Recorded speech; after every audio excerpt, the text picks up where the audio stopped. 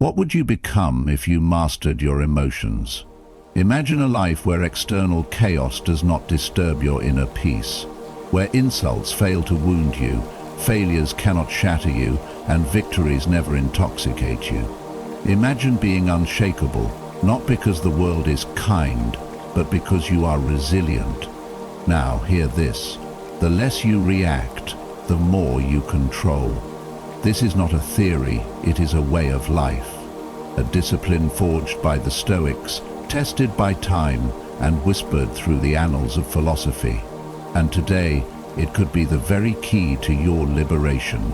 Let us journey to the foundations of Stoicism, a school of thought born in the marketplaces of Athens, shaped in the courts of Rome, and immortalized by men who refused to kneel before their emotions. Epictetus, a former slave-turned-philosopher, taught us that it's not what happens to you, but how you react to it that matters. Marcus Aurelius, the philosopher-emperor, wrote in his Meditations that we must choose not to be harmed, and you won't feel harmed. The Stoics believed that destructive emotions, anger, envy, fear, and despair, are born not from events themselves, but from our judgments about them.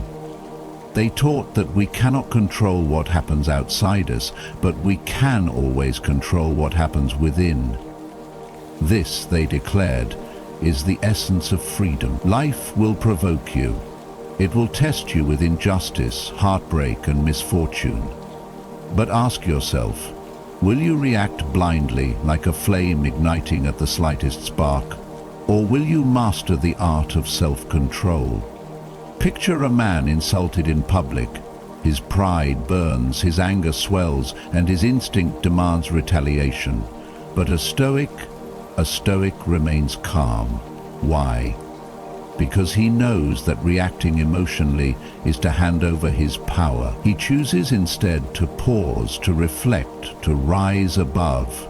This is not weakness, it is strength. Strength rooted in the understanding that reactions chain you to external forces.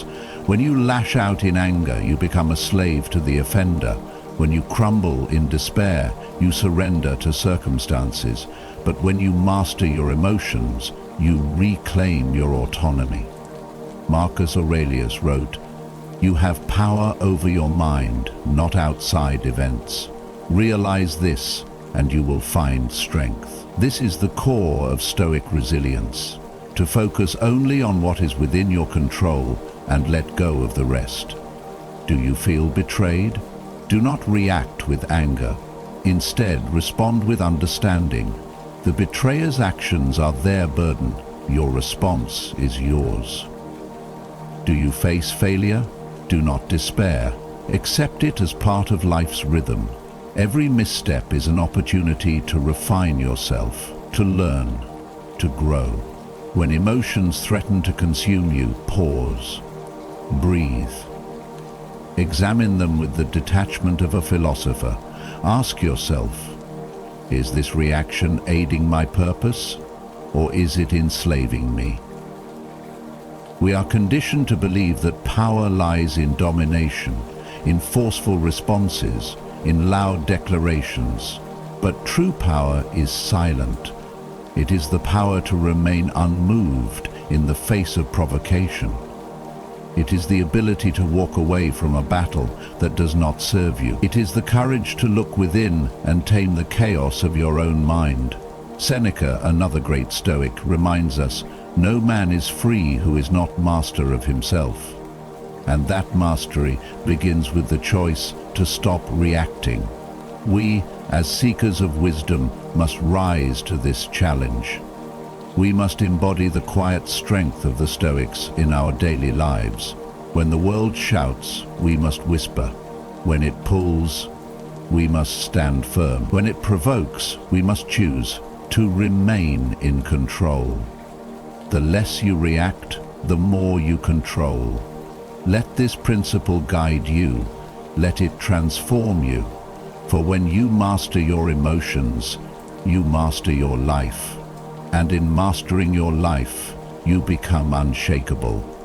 A fortress of resilience in a storm of chaos.